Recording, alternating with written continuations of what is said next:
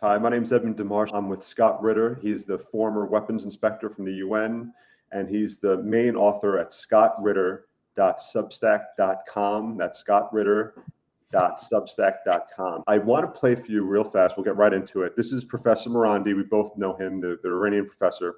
Here's an interview he had just yesterday with Dialogue Works, and I'd like to hear your opinion about what he said. This is his opinion of what happened. Netanyahu is destroying Israel, as I've been saying for the last 21 months. He is the worst thing that's ever happened to Israel, and he's destroying it day by day, piece by piece. We see even now at concerts, people are chanting death to the Israeli armed forces, and people are chanting along with them. The mood across the world is moving in the direction which is the worst possible scenario for Israel. And that's why when Iran fired missiles into Palestine, across the world, people were celebrating. And across the region, people were celebrating. So Netanyahu is dragging the regime down, but I do think that he will probably push for war. I think that Trump probably does not want another round based upon what I said. That's my personal analysis, which may be completely crazy, but I think that Truth Social post was directed at the opposition and the judiciary to make Netanyahu feel more confident and less likely to escalate. So that was Morandi talking about Trump. I saw that you reposted one of the posts too about Trump becoming Netanyahu's lawyer in the U.S.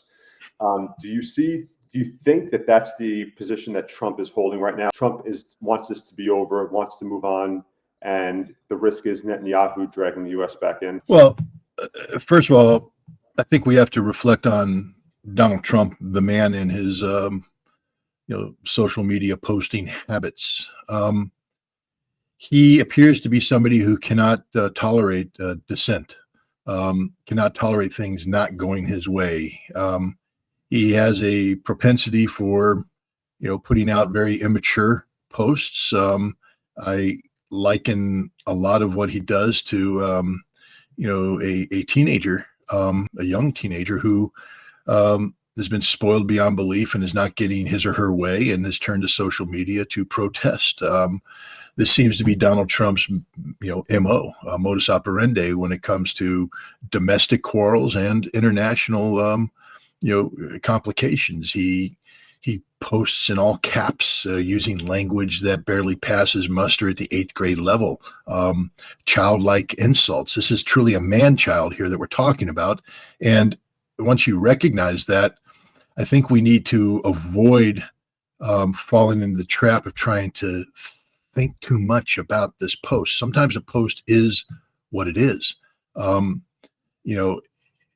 He's not playing 5v chess here. He's literally a spoiled teenager who's not getting his way, who has turned to social media to slam his feet down in protest.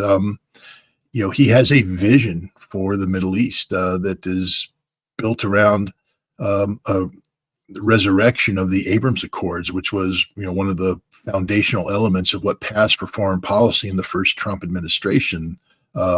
A project designed to normalize relations between Israel and the Gulf Arab nations, the linchpin of which would be Saudi Arabia. And he fell short of this goal as president, and he is working hard to revive this. And he needs Benjamin Netanyahu to be his compliant ally in Tel Aviv. And now what he's seen is the reality of Israeli politics is such that Benjamin Netanyahu, an inherently corrupt individual who, if he weren't serving as prime minister in a wartime environment, would probably see his government collapse, find himself arrested and, found guilty in a court of law for corruption and spend the rest of his life in jail where he belongs.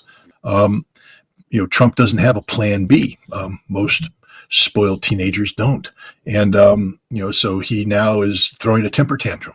I mean, the absurdity of how, my God, he's going to link U.S. sanctions to having Israel ignore its own laws, and he's going to dictate outcomes to the Israeli judiciary and yet remains silent while Israel commits mass genocide in Gaza on a daily basis. It shows you where this man's mind is. Again, I think we have to be careful about, giving him, Spock-like, genius, 5D chess. He's just going to say this, move the piece, and see how they respond. No, he's a spoiled, rotten brat who just turns to social media and posts whatever comes to his mind. Honestly, to make America great again, one of the first steps should be to not allow Donald Trump to post on social media. He's the president of the United States. There are mechanisms for him to inform and educate the world and the American people. Social media isn't it. Morandi, the Iranian professor, during that interview, he also spoke about Iran, and he said that people approached him and said, boy, isn't Iran in a position of weakness right now after the U.S. ran its bombing campaign over the nuclear sites? And he said that this is what he told Dialogue Works. This is the exact quote. He goes, Iran is not weakened. It's never been in a better position, he said. This is according to him. He likes the idea now that it no longer needs to cooperate with the IAEA. And he said now Iran can do whatever it wants and no one will know. If Iran had done this on its own 6 months ago, a year ago, people would have said Iran is being provocative. If Iran had refused to negotiate indirectly, which it did, they would have said, well, Iran should have negotiated. But he said now the young people in Iran are galvanized after seeing the West's support of the U.S. bombing and how they portrayed it.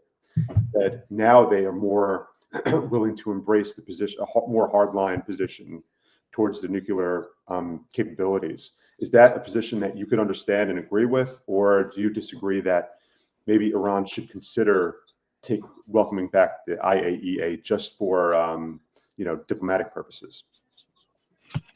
Well, first of all, who am I to take disagreement with Professor Morandi or any Iranian about issues that relate to, the emotional reality of Iran? They were attacked, a cowardly attack, a Pearl Harbor type event that murdered senior Iranian officials and their families in their sleep. At a time when the United States was saying that they were pursuing a negotiated settlement to whatever problems had been identified. Israel had indicated that they supported these negotiations. So, Iran is a victim of the collective cowardism of both Israel and the United States. And, Iran survived what was supposed to be a knockout punch. And Iran ended up delivering some pretty harsh blows on its own to Israel. So Iran has every right to feel proud of how they behaved in this very difficult and trying time, proud of their accomplishments, and not to be inclined to ever trust the West again, because the reality is that the International Atomic Energy Agency, IAEA, mandated by the Nuclear Non-Proliferation Treaty to carry out safeguards inspections of Iran's nuclear facilities, all of which Iran is permitted to have under Article 4 of the Non-Proliferation Treaty, was using the access that it had and to collect information that then was passed on to Israel and the United States to help facilitate this cowardly attack. They interviewed scientists, met with scientists, gathered biographical data about the scientists that enabled Israel to locate where these scientists lived, and then killed them in their sleep and killed their families in the process. They collected sensitive technical data about, the location of specific technologies and equipment, where they were located exactly, fed this to American and Israeli military planners to enable them to, plan their attack. I mean, Donald Trump admits that there were two DARPA scientists, Defense Advanced Research Projects Agency scientists, who had spent years going over the details of the Fordo site. Where did they get that intelligence? From the IAEA. People need to think before they open their mouths.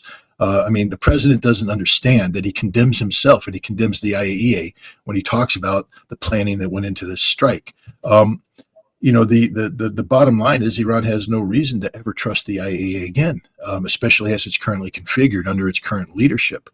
But here's the problem. And Professor Morandi knows this. I said back in October, I've been saying nonstop, that Iran is playing a dangerous game. And trying to create leverage in negotiations with the West, Iran became a nuclear threshold state, meaning that they were literally weeks away from having a nuclear weapons capability. They have all the pieces and components and facilities necessary to produce 3 to 5 nuclear bombs within a matter of weeks. They had this since October of 2024. It's not just my assessment. It's Iranian officials' own words that condemn them. They bragged about this. When you have the head of the Iranian Revolutionary Guard Command, who's responsible for security of nuclear facilities, saying we have all the components necessary to produce a nuclear bomb. When you have the former head of the Iranian atomic program saying the same thing, when you have close advisors to the supreme leader, including senior members of the Iranian parliament, saying that the fatwa, religious edict passed by Khamenei, that says we will not produce nuclear weapons, that is reversible. What you've done is you've allowed people to say then Iran poses a threat, existential threat to Israel and the United States. And if Iran was pursuing a nuclear weapon, no matter where you come in on this, I mean, I know there's people that get blue in the face. Iran has every right to do this. And we have every right to blow Iran off the face of the earth. I want to remind people that under international law, nuclear non-proliferation treaty, which Iran signed, they're not allowed to have nuclear weapons. And any effort to position themselves as a threshold state allows people to say Iran is about to have a nuclear weapon, therefore we need to attack. And that's what happened. They waved the red flag, and the American bull and the Israeli bull attacked. Now, what I'll say in Iran's defense in this regard is that when confronted with the inevitability of an American military response, Iran immediately went to the negotiating table and was doing that which was necessary to remove the imminent nature of whatever threat could be perceived from Iran's threshold status. They were talking about a treaty, not a fatwa, a treaty that said we will never pursue nuclear weapons. Treaties are pretty cool because they usually come with verification mechanisms. It'd be nice to have some people on the ground verifying Iran's compliance with that treaty. That would bring everybody's temperature down a little bit. They were going to get rid of the 60% enriched uranium, which they have 400 kilograms of it. One technical step away from becoming weapons grade that can produce 3 to 5 nuclear weapons. Eliminate that. Now there is no rush to nuclear weapons. They were going to bring their excess centrifuge enrichment capabilities under checks and balances so that there wasn't excessive amounts of enrichment capacity beyond which was justifiable under their energy programs. They were going to allow U.S. inspectors on the ground as part of the IAEA. All of this was on the table. Iran was ready to move. Ali Shamkhani, one of the lead negotiators who Israel tried to kill, him and his family, said, we're ready to do all this, and yet we bombed them. So now there's no trust. And I understand where Professor Morandi is coming from, and I respect his point of view. But I will say what I will always say. It'll be unpopular, but I'll just say it again. If Iran pursues a nuclear weapon, Iran will cease to exist as a modern nation state because the United States will use all the means necessary in its arsenal, up to and including tactical nuclear weapons, to eliminate Iran's nuclear capacity. Iran will never be allowed to have a nuclear weapon. And for those people that say they have every right to do it, I'm not debating you. I'm just telling you they never will have one because we will destroy it. It will not be allowed to exist. And they have they're justified. Yeah, I'm not debating you. I'm not making a judgment here. I mean, I think Iran could make a case that they need a nuclear weapon, but I'm saying that that's, the equivalent of swallowing a cyanide capsule. It will guarantee their death. And I've said this to Professor Morandi, and I continue to say it every time I speak to an Iranian audience. I know you're on the right side of history. I know that you've been greatly wronged, but I also know that the United States will never allow you to have a nuclear weapon. And should you choose to have one, we will destroy you. And we will use nuclear weapons to achieve that level of destruction. And I just think people need to understand that this is serious. People back when I said the United States will bomb Iran if they certify themselves as a threshold state were like, no, come on, no. Well, look what happened. And I'm telling you right now, Iran will never be allowed to have a nuclear weapon, ever. It doesn't mean that I think that that's justified and all that. I'm just stating fact. The fact is, as things currently stand in the United States and in Israel, Iran will never be allowed to have a nuclear weapon. Does Iran use its enriched uranium as a bargaining chip? Is that why they protect it so closely and they move it when there's a bombing campaign? The 400 kilograms it's enriched at 60%. Is that why Iran looks at that as such an important part of its the country? Is it more for a diplomatic chip during negotiations? Is that part of what's at play here? Iran's threshold status was admitted by Professor Morande and others to be a negotiating ploy, meaning that to say we are a threshold nuclear power was meant to get the United States to the negotiating table. And guess what? It worked. It worked. It got the U.S. to the negotiating table. And they were in the process of coming up with a viable settlement. But then the United States went to zero enrichment, and Iran will never agree to zero enrichment. This is part of their national pride. They were told they wouldn't be allowed to do this, that they were incapable of doing so. Now they've done it.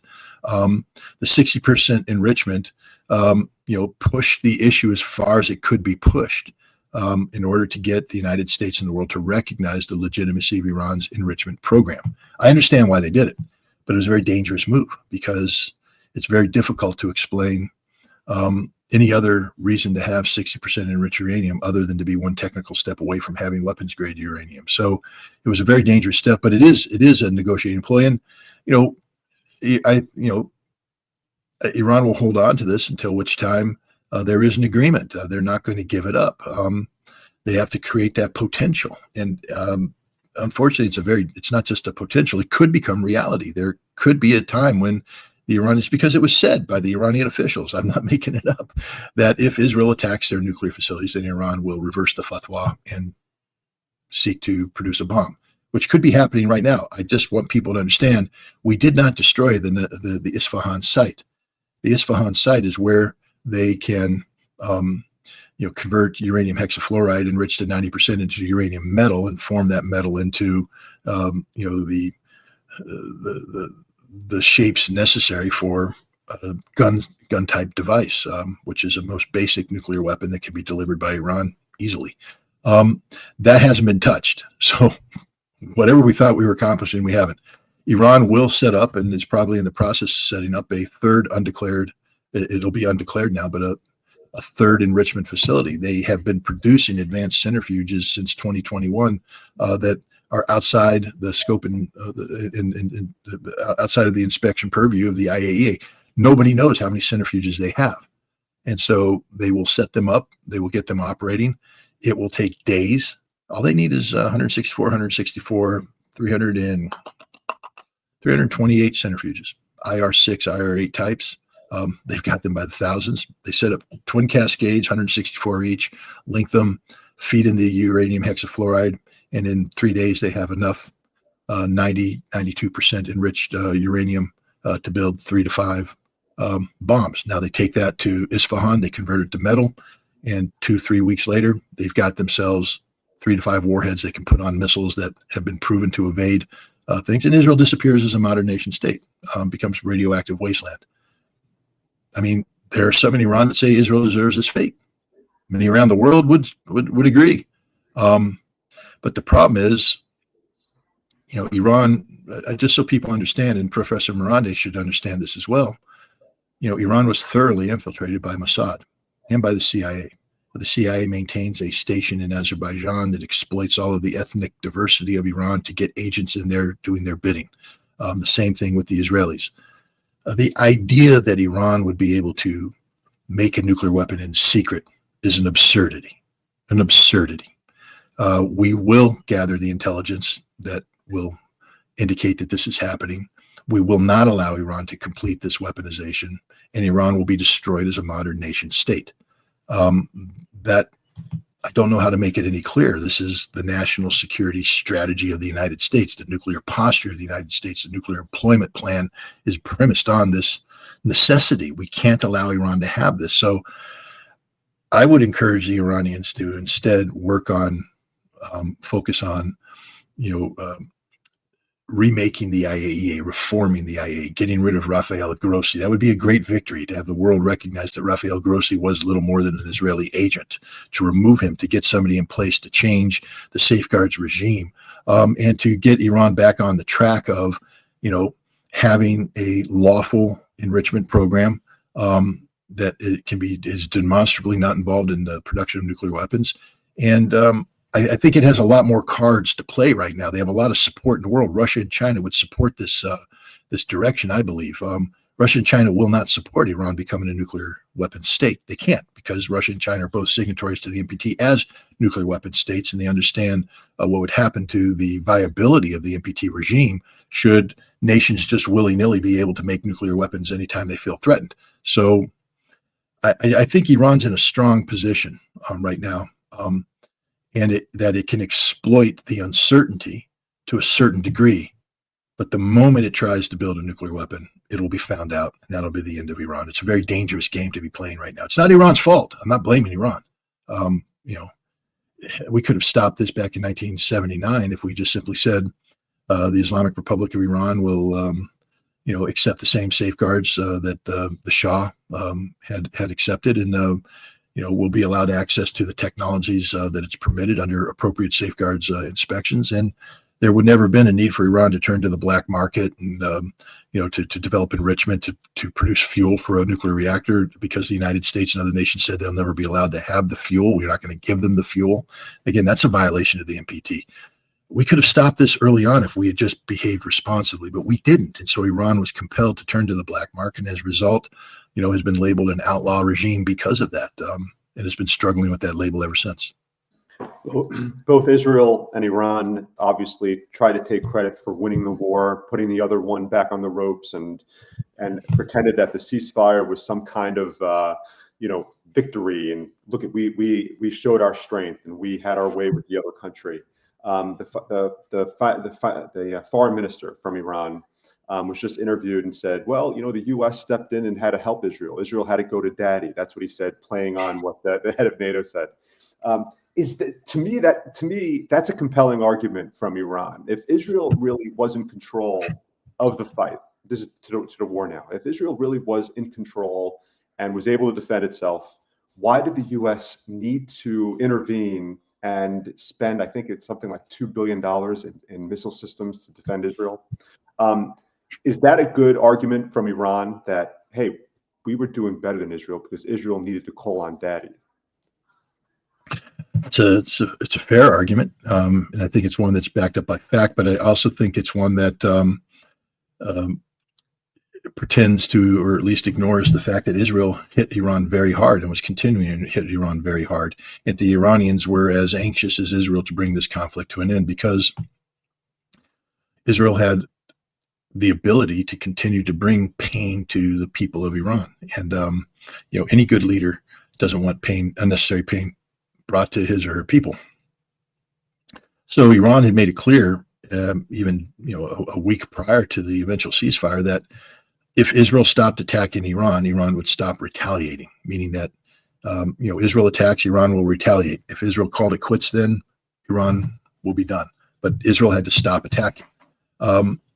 Israel, of course, didn't until they got they went to the Americans to get pressure. But the United States had a problem because we couldn't allow the conflict between Israel and Iran to end unresolved. We needed to create the impression that we had achieved the goals and objectives. And so this was the grand theater that Trump orchestrated, the bombing campaign against two empty sites and a third site that they couldn't destroy. So they just threw some cruise missiles at it and said, there, we got it, 34 cruise missiles. But they didn't get it. It's the most deeply buried site there is, other than maybe the new nuclear enrichment facility. It's probably buried even further underground. But I think both sides were hit hard. The real question is, which side is willing to continue? Which side's willing to answer the bell? See, I liken Israel and Iran to two punch-drunk fighters, in the middle of a fight, who just beat the living dog poop out of one another, and both are just like, God, I don't want to end. And so now there's a pause in the fight. But if the bell's rung again, who's going to answer the bell? Who's going to come out into the ring ready to continue? And I think the answer is Iran. Some things are happening right now. I don't know how accurate the report is, but there's talk of up to 40 advanced Chinese JS-10 fighters being provided to Iran. I don't know if Iran has the pilots that are able to operate that. But one of the reasons why Israel was able to hit Iran is because they had this secret flight path they were taking over through Syria, over northern Iraq, into Azerbaijan, and then doglegging around and hitting Iran from the Caspian Sea, which is a direction they weren't prepared for. With new fighters like this, they can run combat air patrols over the Caspian Sea, and that's the end of the Israelis being able to do this. Israel is not going to get in a winnable dogfight over the Caspian Sea. That just isn't going to happen. Get in a dogfight, you start burning up your fuel. So Iran is able to shut down a lot of what were Israel's advantages. They've arrested over 1,000 Mossad agents, uncovered this massive covert drone operations capability. That's a one of. Now, next time the fight goes on, Mossad, the Israelis don't have that to help them with. So I think Israel's capacity to continue this anti-Iranian campaign is diminished, whereas Iran has proven its capability to penetrate Israeli air defenses. And people say, well, the Israelis were running out of ammunition. Yes, they were, but they didn't run out, which means that at the time when they had all the ammo they needed, Iran was penetrating their air defense. So it doesn't matter how much more ammo we deliver to the Israelis. Iran has figured out how to penetrate the Israeli ballistic missile defense shield. Israel may not be able to repeat what it did, but Iran can repeat what it did, and Iran is hitting better targets than the Israelis. So I think it's advantage Iran, and I think Israel knows that, and that's why I think there's a window of opportunity here for Iran to drag out this enrichment problem in order to get the reforms necessary at the IAEA, and then if those reforms take place, to allow inspectors back in and begin the process of a negotiated into this conflict that avoids the need for a second round. Israel may not be in the greatest hurry to resume fighting Iran at this juncture. If they were, the sooner the better, because if Iran is able to get JS-10s and revamp its air defense and all this, there's no new magic missile defense system for Israel. They have what they have, and it doesn't work. But if Iran can reshuffle the deck, that'll make it difficult for Israel. Well, on that point, you said Israel has what it has. There's a resolution right now in Congress. Two lawmakers want the U.S. to provide Israel with the B-2 bomber and 30,000-pound bunker-busting bombs. Did you hear about this new bill that's out there? It's called the Bunker Buster Act. And I've heard about it. I just want to remind the members of Congress and everybody out there that Israel is not our friend. They are not our ally. That whatever technology we share with Israel ends up getting sold to our enemies. Israel has relationships with China. People may remember the Lavi fighter, which was derived from F-16 technology. We provided the Israelis with the proprietary technology of the F-16 so they could develop the Lavi fighter. And lo and behold, the Lavi fighter ends up in China at a research and development facility being reverse engineered by the Chinese because Israel sold us out. I want to remind everybody that Jonathan Pollard, an American citizen, was spying on behalf of Israel. He took the crown jewels of the U.S. intelligence community, that is the code books on how we broke codes around the world, every frequency we're listening to and how we broke those codes, gave it to the Israelis, who then sold it to the Soviet Union to get favorable immigration. Israel has sold the United States out over and over again. So if you give Israel the B-2 technology, understand that that technology will be transferred to our enemies because Israel is our enemy. People don't want to admit it. It goes beyond just the attack against the USS Liberty. Israel has never been the friend of the United States. When you have a prime minister who openly mocks about how he has bought the U.S. Congress and how he can get the United States to do whatever Israel wants to do, that proves he's not a friend. He's not looking out for America's interests. Friends always look out for the interests of their true friend. Israel's only looking out for Israel. And they use this so-called friendship to gain access to things. So I think it would be a cold day in hell before the United States gave Israel the B-2 bomber. That's our most advanced technology. If it falls in the hands of the Russians and the Chinese, as all of our technology eventually does, then it's committing treason. Basically, this bill is an act of treason, a literal act of treason, and I hope it's rejected as such. Some housekeeping real fast. Once again, my name is Edwin DeMarsh. I'm the executive editor of the Trench Journal. We're with Scott Ritter, key author at scottritter.substack.com. Scott, you mentioned before we got on about Project 38. Can you discuss real fast what that is? And it's a documentary film. And what does it entail? Well, Project 38 is more than just a documentary film. The documentary film is 38 minutes, which basically explores the 38 minutes of terror felt by the citizens of Hawaii on January 13th, 2018, when they received a notification from the state emergency notification system that a nuclear armed ballistic missile was inbound. They needed to take shelter immediately. This was not a drill. And for 38 minutes, the people who received that message thought they were going to die. And they went through the whole, ritual of people who think they're about to die, panicking, trying desperately to find some solution to survive, calling their loved ones, saying goodbye. Jim Carrey, the famous comedian, talks about sitting on the beach and just, coming to peace with himself about the good life he had and appreciating that. It turns out it was a false alarm, but it doesn't matter. For 38 minutes, people thought that was real. And so the purpose of Project 38 is to impart that fear on the rest of the American audience. And then ask the question, if you are at home and you receive this notification and you're going to be dead in a matter of minutes, if you could go back in time 6 months, what would you be willing to do to prevent that missile from being launched? What would you be willing to do to save your life? And then I asked the final question, why aren't you doing that now? Because this is going to happen. And Project 38 gives people a chance to say, well, what we're going to do is support Project 38, which is building upon this the impetus of this documentary film and the public relations campaign that will be attached to it to create political pressure in Washington, D.C. For the Trump administration to prevent the expiration of the New START treaty, the final remaining arms control vehicle between the United States and Russia, which expires in February of 2026. If it expires, there's no limits now. We will go into an immediate nuclear arms race. It's inevitable.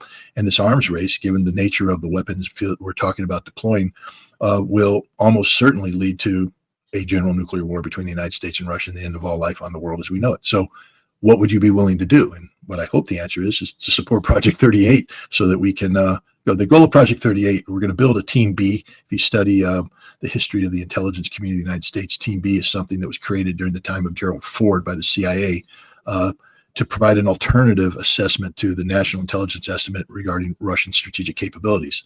I'm building a Team B as part of Project 38.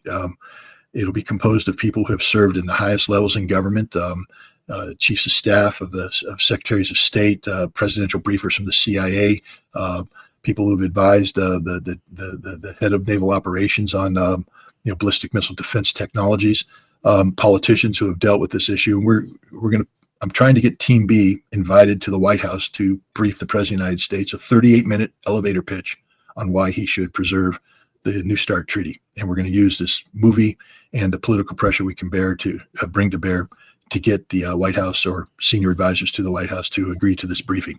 And hopefully the briefing will be compelling enough to get the president to agree to at least extend the New START treaty and give diplomacy a chance. That sounds very important, Scott. What's the timeline on that? When does that start? Does that, It's starting now. I'm in the process of putting together materials. I've already done a trailer for the movie, published that on my Substack, but I'm in the process now of ginning up the campaign. We need to raise money. I mean, the bottom line is documentary films don't make themselves.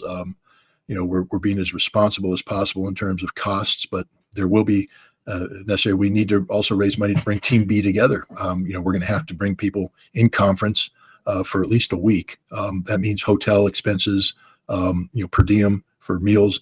We're asking people to dislocate themselves from their lives for a week to sit down and prepare this briefing. And then there's costs associated with the public relations campaign. One of my goals is to show this movie in Lafayette Square opposite the White House and to get a giant LED screen set up so that it'll be blared right into the Oval Office. So the president, has to see this, but also to rent out maybe the National Press Club and show this movie and invite people in to go and lobby Congress to get the pressure necessary. All of this costs money. Just so people know, it's not a pipe dream. We did Operation Dawn last year. In fact, Gerald Celente was helped kick off Operation Dawn at his wonderful peace rally in Kingston, New York. We kicked off Operation Dawn. I have one of the coins. Challenge coin was used to help raise funds. But from Operation Dawn, the idea was to inject preventing nuclear war into the presidential campaign and help get America on a path to avoid a nuclear war. Operation Dawn did just that. We got an article published, by our work. We got an article published by the Trump campaign in the Hill.com. which said that Trump commits to preventing a nuclear war and such. And we got Donald Trump to help reverse what was a very dangerous trend toward nuclear war. In November of 2024, the Biden administration was ready to go to nuclear war with Russia over the Ukraine conflict to allow American missile systems to be fired in long range inside Russia, knowing that could possibly trigger a Russian nuclear response. And the response of the Biden administration, at least as articulated to senior members of Congress, is we're ready for that fight. So we were ready to go to nuclear war. I don't think many people realize how close they came to dying, because there will be no limited nuclear war. Once it begins, it ends with a general exchange. But we were able to go to Congress, have a National Press Club event to talk about these dangers, and then use that leverage to get President-elect Trump, to say if he was president, he would not continue this policy, thereby creating a window that allowed the Russians to say, okay, then we will back off on retaliation until which time he's president. I don't want to take total credit for it, but we were part of a process of pressure put on the political elite of the United States that helped prevent a nuclear war. So it's not just a naive effort by somebody trying to excuse my language, pissing in the wind. We're not pissing in the wind here. We actually succeeded then, and I have confidence we'll be able to succeed now. But we need people's help. So where people go? Can they go to scottritter.substack.com? If you go to my Substack, you'll see where you can donate, and I'll be putting out more literature on donations, informing people more about what specifically the steps that we're getting ready to do. It may even, this is pretty exciting, I might make some news here, but it may even include a component of going back to Russia and meeting with the Russians to get their support on this as well. We're pretty excited. I got to get my passport back, but there seems to be progress in that direction. So, but like I said, these things don't happen on their own. I don't have the unlimited platinum credit card that I can go, and I'm not like the U.S. Congress that can just print money. So if people want to support this, I'll make sure that they know how they can support it. It would be deeply appreciated, and I think it would be for the benefit of everybody. Great. And so, Scott, you've been very generous with your time. Thank you. I just wanted to go over one repost that you did from Morandi. We spoke about him before, about the USS Vincennes and its strike on an Iranian Air Flight 655 back on July 3, 1988. I was very young back then, so I don't recall that. And I don't think very many Americans do recall that. You reposted it. So can you just talk a little bit about what that was and what that incident was? Yeah, I was on active duty in the Marine Corps at the time, and had just spent a stint with the Rapid Deployment Force of the Marine component of Central Command, which means that we were responsible for executing any military operations in the Persian Gulf, such as a potential invasion of Iran or defending Saudi Arabia, which we ended up doing in 1990, 1991, Desert Shield, Desert Storm. But in 1988, Iran was at war with Iraq, and there was it's called the Tanker War. Iraq was bombing Iranian oil production facilities, so Iran was responding by attacking tankers that were shipping Iraqi oil through the Strait of Hormuz and in the Persian Gulf. And so the United States Navy went in, and we engaged in a short naval conflict with Iran, where we sank a number of their ships. We destroyed outposts and things of that nature. As this short little naval conflict wound down, there was an incident with the USS Vincennes, which is a U.S. Guided missile cruiser operating in the vicinity of Iranian territorial waters off the coast of Bandar Abbas. I believe this was an Iranian commercial airline flying from Dubai to Bandar Abbas, or maybe taking off from Bandar Abbas to Dubai. But it was a commercial airline flight. Squawking, that is the IFF, Identify for Info. Squawking is a commercial airline flight, and it was picked up by the air defense crews of the U.S. Vincennes and identified as a hostile target.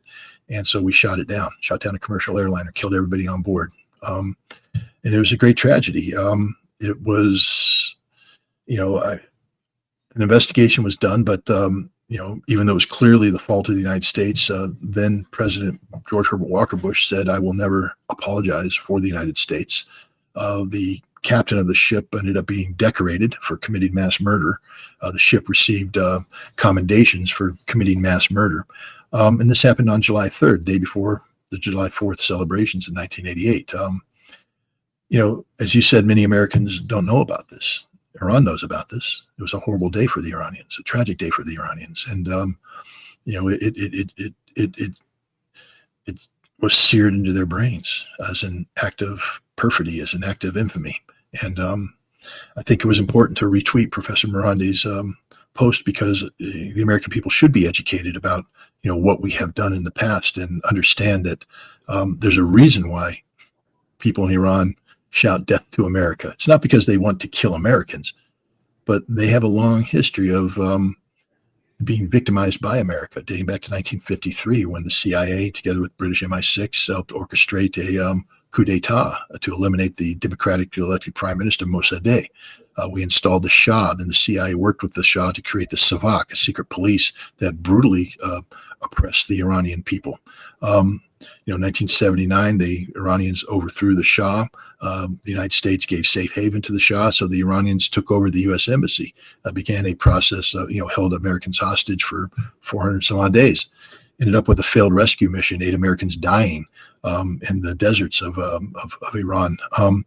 This led to conflict. It led to the bombing of the Marine barracks in Beirut. 241 Americans, Marines and soldiers were killed. Sailors were killed in that event.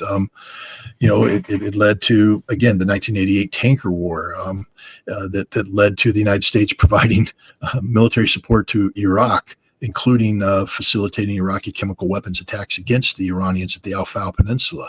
It led to the sanction of Iran. And all these processes led up to the Americans dropping bombs on 3 Iranian nuclear facilities that were operating in accordance with the Nuclear Non-Proliferation Treaty and were not involved in nuclear weapons production. The Iranians have deep grievances against the American government. So when they shout death to America, what they're saying is that we are defiant to America.